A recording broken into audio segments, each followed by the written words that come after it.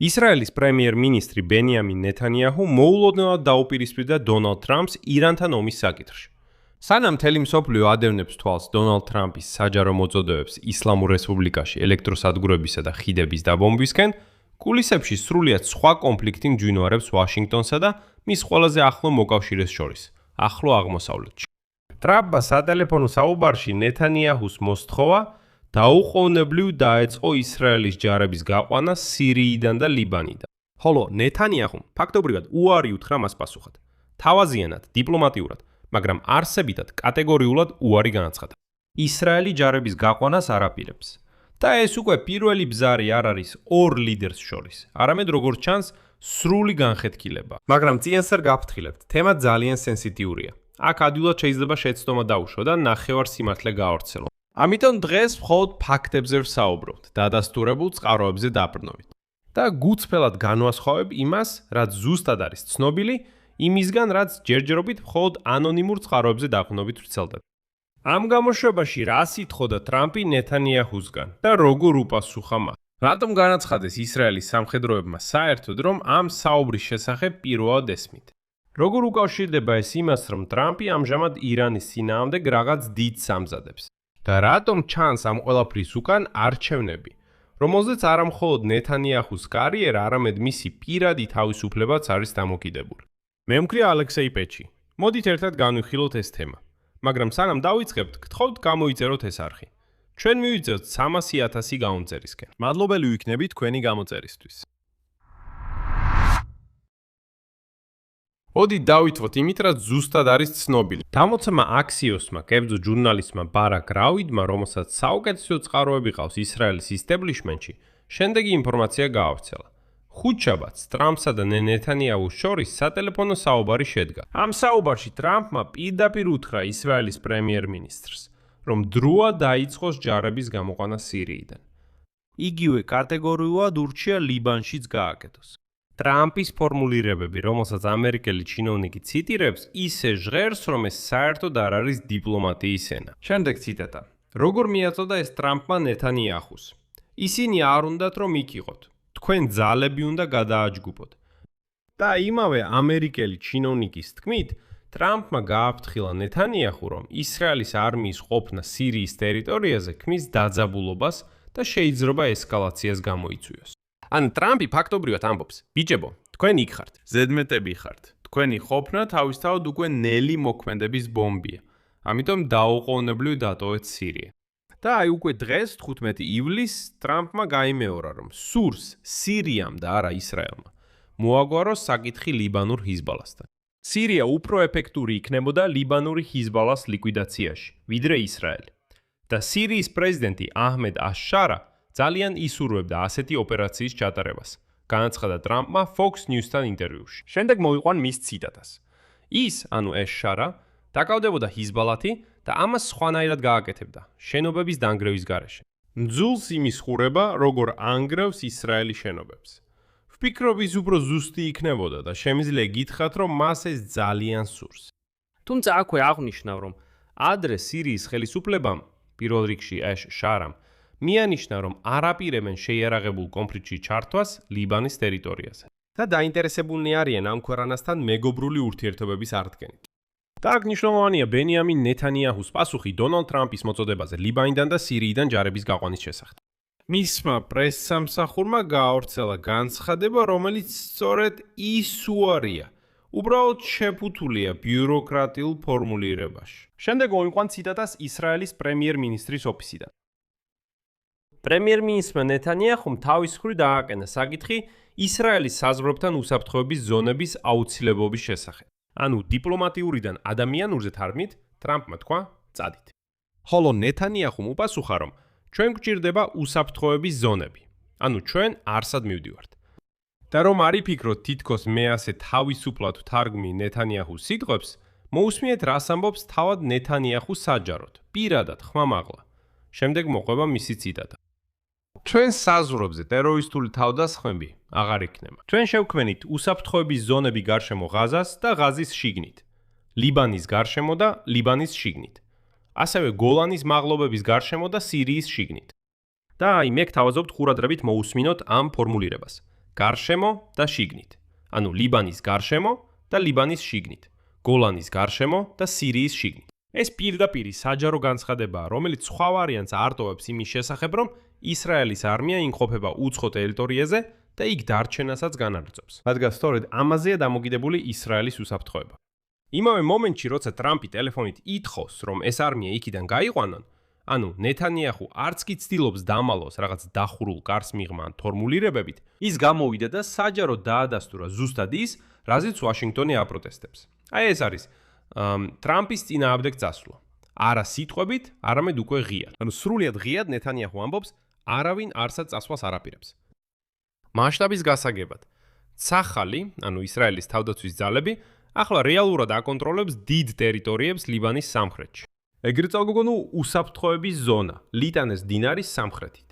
ეს არის რამდენიმე ასეული კვადრატული კილომეტრი და მნიშვნელოვანი ტერიტორიები სირიის სამხრეთში. გოლანის გამყოფ ხაზ, მიღმა და მიმდებარე მიწებზე. როგორც მივხვდებით, ეს მხოლოდ რამდენიმე ბლოკპოსტი არ არის. ეს არის ორი მეზობელი ქვეყნის სერიოზული ტერიტორიების ოკუპაცია. და იქიდან ნეთანიაჰუ წასვლას არც კი აპირებს. აი ეს კი ტრამპს თლიანად ულეწავს მის ახლო აღმოსავლეთის გეგმებს. ეხლა ერთი ძალიან მნიშვნელოვანი შენიშვნა. ამ მთელ ისტორიაში არის დეტალი, რომელიც გვაიძულებს სიფრთხილით მოვეკიდოთ მას. გამოცემა იერუსალიმ პოსტი. ისრაელის არმიის წყაროებზე დაბრუნებით იუწყება, რომ თავად ისრაელის თავდაცვის ძალებისთვის გამოცემა აქსიოსის ეს განცხადება მოულოდნელი იყო. მათ განაცხადეს, რომ არ იცოდნენ ტრამპსა და ნეთანიაჰუს შორის მოხსენებული სატელეფონო საუბრის შესახებ და რომ ადგილზე არაფერი შეცვლილა. არც ლიბანში, არც სირიაში. და რომ ასეთი განხილვებიც კი არ მიმდინარეობს. რას ნიშნავს ეს? 1-2-დან. ან საუბარი იმდენად სენსიტიური იყო, რომ მის შესახებ მხოლოდ ნეთანიაჰუს გარშემოყოფი ძალიან ვიწრო წრე იცოდა და არმიას დეტალები უბრალოდ არ გაანდეს. ან ვიღაცა, არ ვიმარჩიელო ზუსტად ვინ, ამ ისტორიას საჭირო მომენტში ავრცელებს, რათა ნეთანიაჰუზე ზეწოლა მოახდინოს ჟურნალისტების პრესის მეშვეობით. ორივე ვერსიას აქვს არსებობის უფლება. მნიშვნელოვანია სხვა რამ. თავად ტრამპის ზეწოლის ფაქტი ირიბად დასტურდება. თეთრმა სახმა, როდესაც აქსიოსმა კომენტარის თხოვა, კომენტარზე უარი თქვა, მაგრამ ინფორმაცია არც უარყო, ანუ ინფორმაცია არ უარყვია. ხოლო დიპლომატიაში ეს ჩვეულებრივ დაახლოებით შემდეგს ნიშნავს. დიახ, ყველაფერი ასე იყო. უბრალოდ ხმამაღლა ამის თქმა არ გვინდა. შეგიძლიათ წყაროებზე მიუთითოთ, მაგრამ პირდაპირ ამას არ დაგიდასტუროთ. და თავად დონალდ ტრამპის დღევანდელი განცხადება მიუთითებს იმაზე, რომ მას ნამდვილად სურს ისრაელი გავიდეს სირიიდან და ლიბანიდან. კარგი და საერთოდ საიდან იღებს სათავეს ეს კონფლიქტი? რატო ახდენს დონალდ ტრამპი ზეწოლას თავის მოკავშირე ბენიამინ ნეთანიაჰუზე სწორედ ახლა? და აქ ყველაფერი ერთ კვანძში იღრის თავს. და ეს კვანძი ლიბანი კი არა, არამედ სწორედ სირია. ახავე აგიხსნით. ტრამპისა და ნეთანიაჰუს საუბარი ზუსტად მომდევნო დღეს მოხდა, როცა დონალდ ტრამპი ნატოს სამდის ფარგლებში თურქეთში შეხვდა სირიის ახალ პრეზიდენტს აჰმედ ალ-შარას. და აქ არის საკვანძო მომენტი, რომელიც ხსნის ვაშინგტონის გაღიზიანებას. ტრამპის ადმინისტრაცია რამდენიმე თვის განმავლობაში ცდილობდა მიეღო ახალი უსაფრთხოების შეთანხმება ისრაელსა და სირიას შორის, რაც ითვალისწინებდა ისრაელის ჯარების ეტაპობრივ გაყვანას იმ ტერიტორიებიდან, რომლებიც ასადის რეჟიმის დაცემის შემდეგ 2024 წლის დეკემბერში იქნა ოკუპირებული. და საბოლოოდ ამერიკელები მივიდნენ მათთვის არასასურველ დასკვამდე. ნეთანიაჰუ უბრალოდ არ სურს წავიდეს იმ დათმობებზე, რასაც მისგან ითხოვეს. და მათ გარეშე სირია არ დათანხმდება ახალ სამშვიდობო შეთანხმებას. ანუ ტრამპი ნახევარი წლის განმავლობაში აწარმოებდა დიპლომატიას, აშენებდა უსაფრთხოების ახალ სტრუქტურას რეგიონში, სადაც სწორედ სირიამ უნდა დაასრულოს ჰეზბოლას არსებობა ლიბანში, ამყარებდა კონტაქტს ახალ სირიის ლიდერთან, ხოლო ნეთანიაჰუ ყველაფერს აფერხებს, რადგან არ არის მზად დათმოს ოკუპირებული ტერიტორიები. და უფრო მეტიც, ნეთანიაჰუს მთავრობაში არიან პოლიტიკური მძიმე ფიგურები, რომლებიც სამხრეთ სირიის ნაწილები განუსაზღვრელი ვადით აკონტროლ. ზოგიერთი კი საერთოდაც ავითარებს იდეას, რომ იქ ებრაული დასახლებები აშენდეს, რათა საბოლოოდ განმტკიცდეს კონტროლი ამ ტერიტორიებზე. წარმოიდგინეთ, როგორ აღიზიანებს ეს ყველაფერი დონალდ ტრამპს, რომელიც ცდილობს თავი წარმოაჩინოს როგორც მშვიდობის მყოფელი და ახალი ახლო აღმოსავლეთის არქიტექტორი. სხვათა შორის ეს მათი პირველი დაპირისპირება არ არის ამ საკითხზე. ბოლო თვეებში ტრამპმა არაერთხელ გააკრიტიკა არამხოლოდ ნეთანიაჰუ ისრაელის დართმობისთვის ლიბანზე, არამედ როგორც იუცხრებიან პირად საუბრებში მასზე რბილად რომ თქვათ, არც თუ სახარბილოდ მოიხსენიებდა, ეჭქვეშ აკანებდა მის ადეკვატურობასა და საღაზრს. ასე რომ ამჟამინდელი უარი მოულოდნელი არ არის. ეს ტრამპსა და ნეთანიაჰუს შორის დაგროული გაღიზიანება. მაგრამ აქ ჩდება შემდეგი კითხვა. რატომ დაჯიუტდა ნეთანიაჰუ სწორედ ახლა და მზად არის იჩხუბოს თუნდაც ტრამპთან? ადამიანთან, რომელსაც ყოველთვის ისრაელის საუკეთესო მეგობარს უწოდებდა თეთრ სახლში. როგორც ჩანს, ტრამპი სთავაზობს არამხოლოდ ლიბანიდან და სირიიდან გასვას, არამედ ისრაელის უსაფრთხოების საკითხის სირიის არმიის ხელში გადაცემასაც. იცით, პასუხი მარტივია და ძალიან ადამიანური. ეს არის არჩევნები. და ეს ალბათ ყველაზე მნიშვნელოვანია მთელი სიტუაციის გასაგებად. საქმე იმაშია, რომ არჩევნებამდე, რომლებიც ნეთანიაჰუსთვის ეგზისტენციალურია მისი პოლიტიკური გადარჩენისა და პირადი თავისუფლების თვალსაზრისით, დარჩა სულ რაღაც 3 თვე, ანუ არცია ბევრი. და აქ თავარი სწორედ ეს ფორმულირებაა: პოლიტიკური გადარჩენა და პირადი თავისუფლება. იმიტომ რომ ნეთანიაჰუს, შეგახსენებთ მათ, ვისაც დაავიწყდა, აქვს კორუფციული საქმე. ანუ ის რეალურად დადის სასამართლოში როგორც ბრალდებული. არჩევნებში წაგება მისთვის უბრალოდ ოპოზიციაში გადასვლა არ არის. ეს პოტენციურად უკვე ბრალდებული სკამია პრემიერის დაცვის გარეშე. და ასეთ სიტუაციაში ოკუპირებული ტერიტორიებიდან ნებისმიერი ჯარების გაყვანა პოლიტიკური თვითმკვლელობაა. მისი მემარჯვენე, უკიდურესად მემარჯვენე კოალიცია, ყველა ეს ქორები, რომლებიც ისრაელის დასახლებებზე ოცნებობენ სირიის ტერიტორიებზე, მაშინვე აკვირდებიან. კაპიტულაციაზე, მიწების ჩაბარებაზე, ინტერესების ჩაბარებაზე და ასე შემდეგ. ამიტომ დასკვნა სრულიად გონივრულია.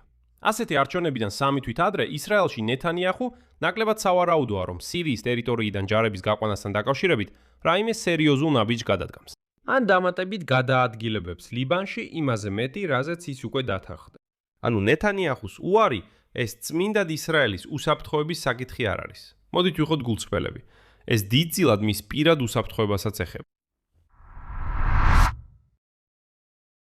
მაგრამ ტრამპისა და ნეთანიაჰუს ურთიერთობები რა თქმა უნდა ვაკუუმში არ ვითარდება. სანამ ტრამპი ნეთანიაჰუსთან სირიაზე დაპირისპირებაშია, ის ირანის მიმართ რაღაც მართლაც სერიოზულს ამზადებს. გვიან საღამოს, სამშაბათს, ტრამპმა თეთრი სახლის სიტუაციურ ოთახში გამართა თათბირი, რომელიც ეხებოდა მასშტაბურ შეტევას ირანზე, რომელიც უფრო ფართო იქნება ვიდრე ამჟამინდელი დარტყმები ჰორმუზის სრუტის გარშემო. როგორც წყაროები აცხადებენ, ტრამპი როგორც ჩანს მზადაა ესკალაციისთვის და ირანზე სერიოზული დარტყმის მისაყენებლად. საკმარისი ზიანი, რომ რეჟიმმა გახსნას ჰორმუზის სრუტე და მიიღოს აშშ-ის ბირთვული მოთხოვნები. და იმისი საკუთარი სიტყვებიც რა თქმა უნდა ამას ყველაფერს ადასტურებს. შემდეგ მოვიყვან ტრამპის ციტატას. არმია გააგრძელებს დარტყმებს, მანამ სანამ მე არ ვიტყვი, რომ საკმარისია. ამის შემდეგ კი პენტაგონის ხელმძღვანელმა პიტ ჰექსეტმა ცენტრალური სარდლობის შტაბში ვიზიტისას კიდევ უფრო სახასიათო რამ თქვა, ციტატა. თუ მოლაპარაკება ბომბით მოგვიწევს, მოლაპარაკებას ბომბით გავმართავთ. გარდა ამისა, ტრამპმა დაიმუქრა, რომ მომავალ კვირას, თუ თეირანი მოლაპარაკების მაგიდასთან არ დაჯდება, აშშ-ში უკვე ელექტროსადგურებსა და ხიდებს დაარტყამს. პასუხად ირანი იმუქრება, რომ რეგიონში ყველა სრუტეს გადაკეტავს და ნავთობის ექსპორტს პარალიზებას გაუკეთებს. აქ იწყება მთელი ინტრიგა. ნახეთ, როგორი რთული არჩევანის წინაშე დგას ტრამპი. ერთი მხრივ ის ზეწოლას ახდენს ნეთანიაჰუზე, თითქოს დატოვეს სირია და ლიბანი, ქმნიიგ ზედმეტ დაძაბულობას. მეორე მხრივ თავად ირანთან ომს სრული ძალით აღვივებს. ანუ ტრამპს სჭირდება, რომ ირანის გარშემო რეგიონი მაქსიმალურად მშვიდი, მართვადი, ან თუ შესაძლებელია პროგნოზირებადი იყოს. რომ მთელი ენერგია მიმართული იყოს ომზე თეირანთან და არა ნეთანიაჰუს მიერ სირიასა და ლიბანში შექმნილ უსაფრთხოების ზონებზე. აი ამ სურათს ნეთანიაჰუ არღვევს, როდესაც მაინც ქმნის დამატებით კერებს, რომლებზეც იგივე ირანს შეუძლია დაეხნოს. აქედან მოდის გაღიზიანებაც. ისრაელის პრემიერ-მინისტრი ხელს უშლის ტრამპს თავისი ომი ისე აწარმოოს, როგორც მას სურს. მაგრამ ტრამპს ავიწყდება, რომ ისრაელი ამ ომს მასამდე დიდი ხნით ადრე აწარმოებდა და შესაძლოა ტრამპს ეს უნდა ეღიარებინა, რადგან ისრაელი უკეთ ესმის ამ ომის სპეციფიკა. მოდით შევაჯამოთ. რა გვაქვს ფაქტების მიხედვით? ფაქტების მიხედვით, ტრამპმა ნეთანიაჰუს მოსთხოვა სირიასა და ლიბანიდან ჯარების გაყვანა. ეს რამდენიმე დასავლური წყაროთი დასტურდება და თეთრი სახნე ამას არ უარყოფს. ნეთანიაჰუმ ამის გაკეთებაზე უარი თქვა. ამასთან თავად ისრაელის სამხედროები ამბობენ, რომ ამ საუბარს პირველად ესმენათ და ადგილზე არაფერი შეცვლილა. ასე რომ საბოლოო დასვენის გაკეთება ჯერ ადრეა. როგორც ამბობენ, გამოძიება ბრძელდება. მაგრამ რეგიონში საერთო სურათი ნათელია.